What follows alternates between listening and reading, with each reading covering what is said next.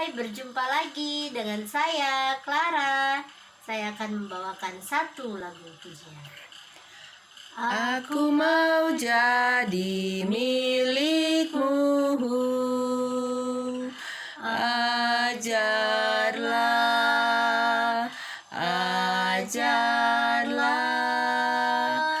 Aku mau turut kehendakmu, tolong akulah milikmu sepenuh. Itulah perjanjianku, milikmu sepenuh.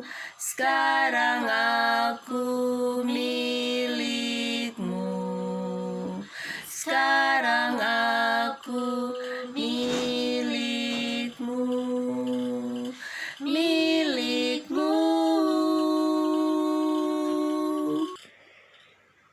Damai sejahtera kiranya menyertai saudaraku dimanapun saja berada. Shalom, kita berjumpa kembali untuk mendengarkan cerita yang menarik dari dalam buku Alkitab. Nah, cerita yang kita akan dengarkan hari ini sudah berada di pasal 3 dari kitab Keluaran. Tetapi sebelum kita melanjutkan cerita di pasal 3 ini, saya akan mengingatkan sedikit tentang cerita di pasal 2 yang lalu. Nah, diceritakan di pasal 2 yang lalu bahwa Musa sudah tidak berada lagi di tanah Mesir. Musa sudah berada di tanah Midian. Dan Musa sudah tinggal di rumah daripada imam yang bernama Rehuel. Dan Imam Rehuel memberikan salah satu dari anaknya wanita yang 7 orang itu menjadi istri daripada Musa. Dan kemudian Musa bersama Sipora mempunyai seorang anak dan mereka menamai Gersom. Nah, pada saat itu raja di Mesir sudah meninggal, atau raja yang akan membunuh Musa itu sudah meninggal. Tetapi perbudakan atas bangsa Israel saat itu tetap terjadi, ya. Jadi bangsa Israel tetap ditindas secara kejam, tetap diperbudak oleh bangsa Mesir hingga pada saat itu, sehingga bangsa Israel menjerit kepada Tuhan Allah. Bangsa Israel memohon pertolongan daripada Tuhan Allah untuk melepaskan mereka daripada perbudakan itu. Dan Tuhan Allah mendengarkan akan permohonan atau doa daripada bangsa Israel. Dan kemudian juga dikatakan bahwa Tuhan Allah mengingat perjanjiannya dengan Abraham, Ishak, dan Yakub. Nah, itu cerita di pasal yang lalu atau di pasal 2. Nah, saat ini kita akan memasuki cerita di pasal 3. Nah, cerita di pasal 3 ini tidak ada judulnya. Jadi langsung kita akan membaca dari ayat 1. Adapun Musa, ia biasa mengembalakan kambing domba Jitro, mertuanya, imam di Midian. Sekali ketika ia menggiring kambing domba itu ke seberang padang gurun, sampailah ia ke gunung Allah, yaitu Gunung Horeb. Nah, jadi dikatakan seperti biasanya Musa ini dia mengembalakan akan kambing domba daripada mertuanya. Nah, mertuanya ini bernama Jitro. Jadi rupanya imam ini mempunyai 2 nama, ya. Di pasal 2 dikatakan namanya Rehuel, dan di pasal 3 dikatakan namanya Yitro. Nah, jadi pada saat Musa pada satu hari dia sedang mengembalakan akan kambing domba daripada mertuanya ini. Kemudian dikatakan dia ke seberang padang gurun dan kemudian dia sampai ke gunung Allah, yaitu Gunung Horeb.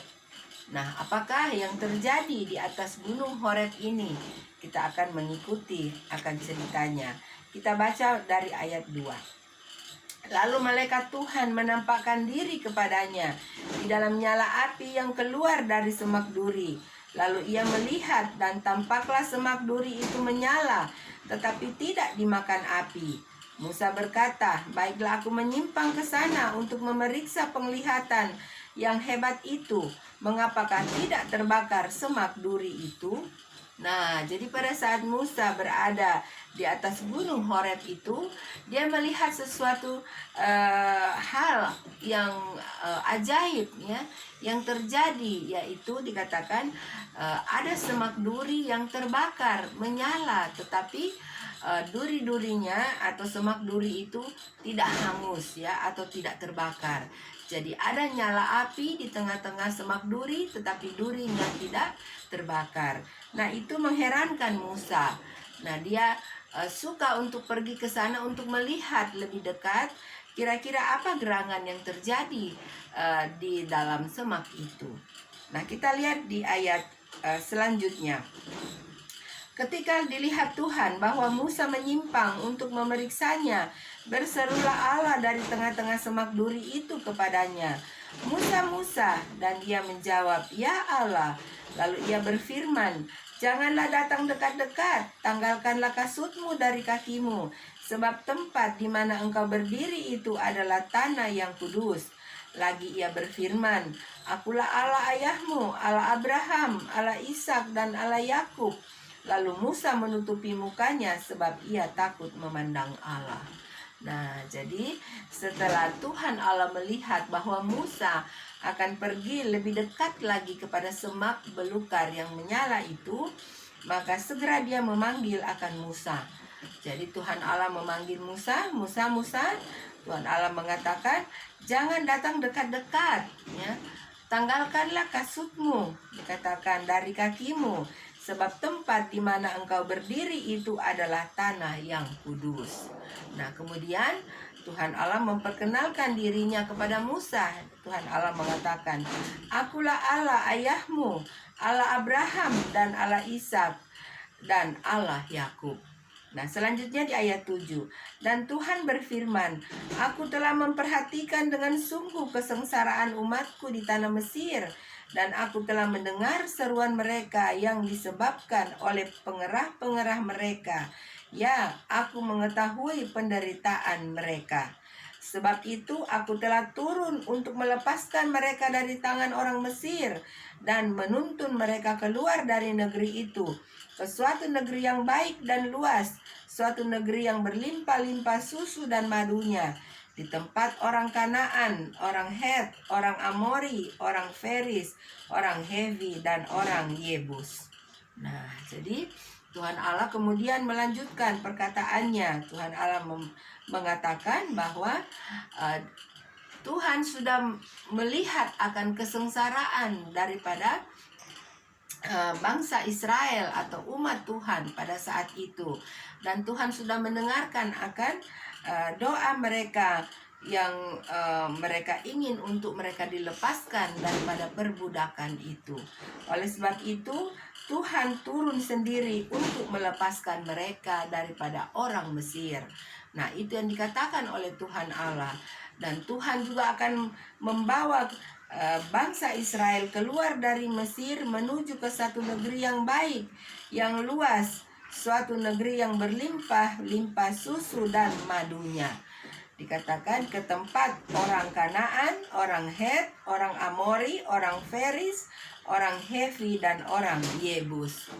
Nah, saudaraku, firman yang disampaikan oleh Tuhan Allah sendiri kepada Musa ini sudah pernah Tuhan Allah sampaikan sendiri kepada Abraham melalui mimpinya.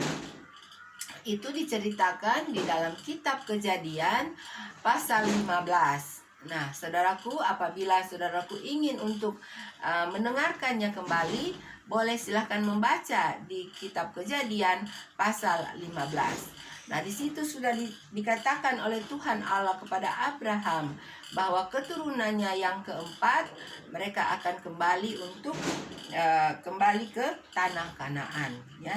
Nah, selanjutnya kita lihat di ayat 9. Sekarang seruan orang Israel telah sampai kepadaku, juga telah kulihat betapa kerasnya orang Mesir menindas mereka. Jadi sekarang pergilah, aku mengutus engkau kepada Firaun untuk membawa umatku, orang Israel, keluar dari Mesir. Wah, jadi Tuhan Allah mengatakan bahwa Dia akan mengutus Musa untuk mengeluarkan bangsa Israel daripada tanah Mesir. Nah, selanjutnya, tetapi Musa berkata kepada Allah, "Siapakah aku ini? Maka aku yang akan menghadap Firaun dan membawa orang Israel keluar dari Mesir." Wah, jadi Musa merasa tidak mampu, ya. Dia merasa tidak sanggup. Dia mengatakan, "Siapakah aku ini sehingga aku yang bisa mengeluarkan bangsa Israel dari Mesir?" Nah, apa yang dikatakan Tuhan selanjutnya di ayat 12? Lalu firman-Nya, "Bukankah aku akan menyertai engkau? Inilah tanda bagimu bahwa aku yang mengutus engkau. Apabila engkau telah membawa bangsa itu keluar dari Mesir, maka kamu akan beribadah kepada Allah di gunung ini." Nah, jadi Tuhan Allah menguatkan hati daripada Musa, ya. Tuhan Allah mengatakan bahwa Dialah yang akan menyertai Musa nanti. Nah, selanjutnya kita lihat cerita di ayat 13. Lalu Musa berkata kepada Allah, "Tetapi apabila aku mendapatkan orang Israel dan berkata kepada mereka, Allah nenek moyangmu telah mengutus aku kepadamu, dan mereka bertanya kepadaku, bagaimana tentang namanya?" Wah, jadi kembali Musa berkata kepada Tuhan Allah, ya, apabila orang Israel nanti berkata bahwa dikatakan bahwa apabila aku mendapatkan orang Israel dan berkata kepada mereka, Allah nenek moyangmu telah mengutus aku kepadamu, dan mereka bertanya kepadaku, bagaimana tentang namanya? Atau nanti apabila bangsa Israel itu bertanya, nama daripada Allah nenek moyangmu itu siapa? Itu dengan kata lain, maka kita terus, apakah yang harus kujawab kepada mereka? Nah, itu kata Musa. Nah, kemudian apa kata firman Allah? Firman Allah kepada Musa, "Aku adalah aku."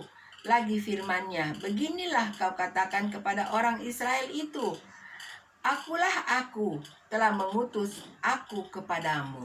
Wah, jadi kata Tuhan Allah kepada Musa, katakan bahwa namaku, aku adalah aku. Katakan, akulah aku.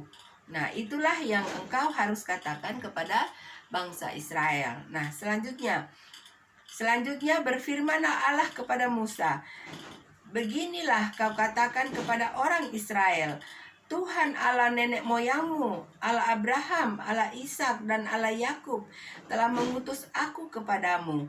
Itulah namaku untuk selama-lamanya, dan itulah sebutanku turun-temurun." Wah, jadi Tuhan Allah menyambung lagi, ya, akan pembicaraannya atau firman-Nya kepada Musa. Tuhan Allah mengatakan, "Beginilah kau katakan kepada orang Israel, Tuhan Allah nenek moyangmu."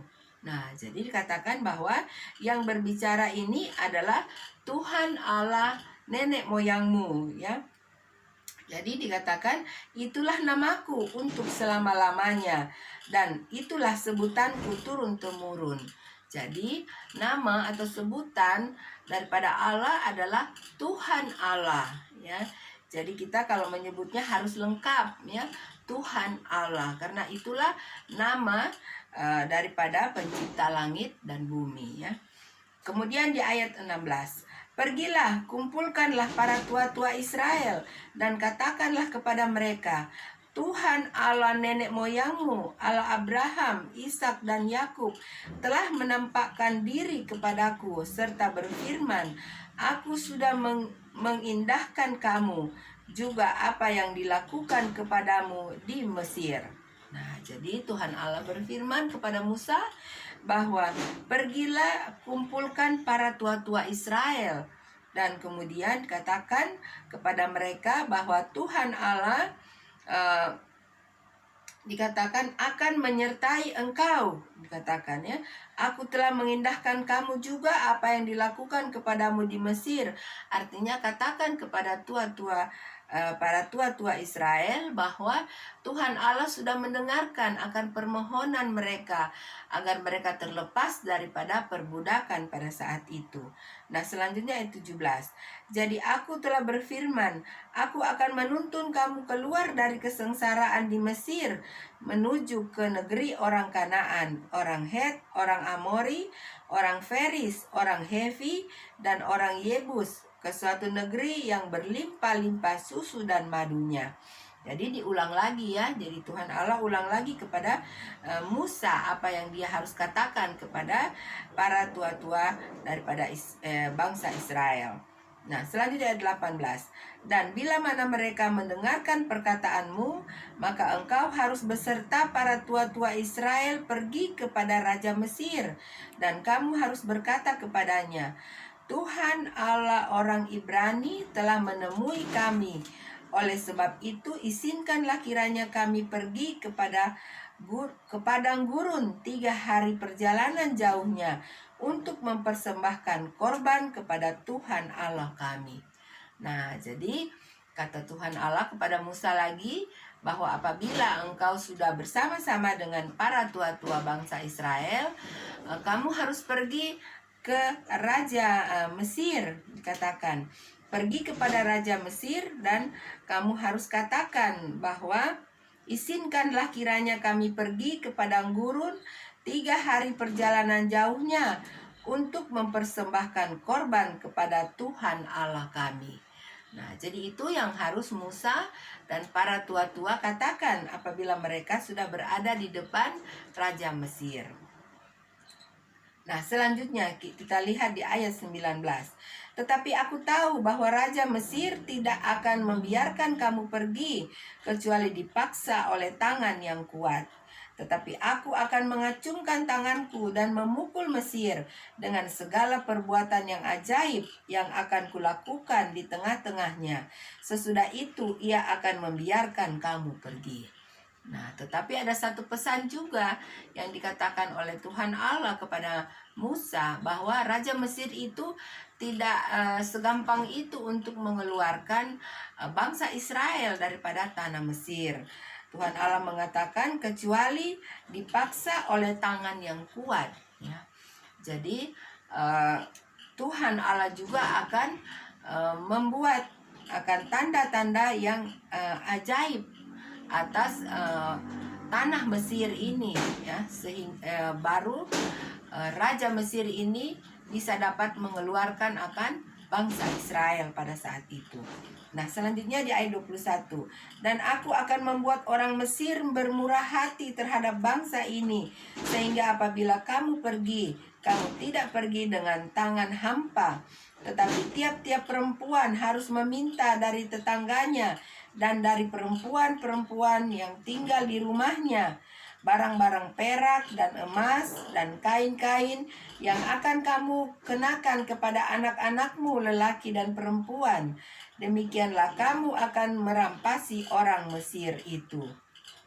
Nah, Tuhan Allah mengatakan bahwa apabila dia sudah memberikan akan tanda-tanda yang ajaib kepada raja dan seluruh bangsa Mesir, dan mereka nanti akan mengizinkan untuk bangsa Israel keluar, Tuhan akan memberikan satu lagi, yaitu dikatakan Tuhan Allah akan membuat orang Mesir bermurah hati terhadap bangsa Israel, dikatakan, sehingga apabila mereka meminta akan kain, emas, perak kepada tetangga mereka atau kepada perempuan yang tinggal bersama dengan mereka, sebagai bekal tentunya ya di perjalanan mereka nanti. Itu bangsa Mesir itu akan berikan kepada bangsa Israel ya. Jadi Tuhan akan memberikan hati yang murah ya, atau bermurah hati bangsa Mesir ini kepada bangsa Israel. Nah, itu yang dikatakan oleh Tuhan Allah kepada Musa ya. Nah, percakapan antara Musa dengan Tuhan Allah ini yaitu terjadi di Gunung Horeb ya. Nah, saudaraku, cerita di pasal 3 ini itu hanya dari ayat 1 hingga ayat 22. Jadi ceritanya tidak terlalu panjang ya. Nah, ceritanya hanya sampai sekian. Nah, saudaraku, kiranya saudaraku sudah memperhatikannya dengan baik, dan sekiranya saudaraku ingin untuk mengulangnya kembali, bisa saudaraku mengulang membacanya atau mendengarkan kembali video ini. Dan kita berterima kasih tentunya karena kita sudah bisa dapat mendengarkan cerita dari bangsa Israel dahulu kala. Pertama, mereka akan bagaimana keadaan pada saat pertama mereka akan keluar daripada tanah Mesir. Nah, saudaraku, sampai sekian cerita kita, sampai sekian pertemuan kita. Nanti kita akan bertemu lagi pada kali yang berikut. Kiranya Tuhan Allah tetap memberkati saudaraku, menyertai saudaraku dimanapun saja berada. God bless you. Bye.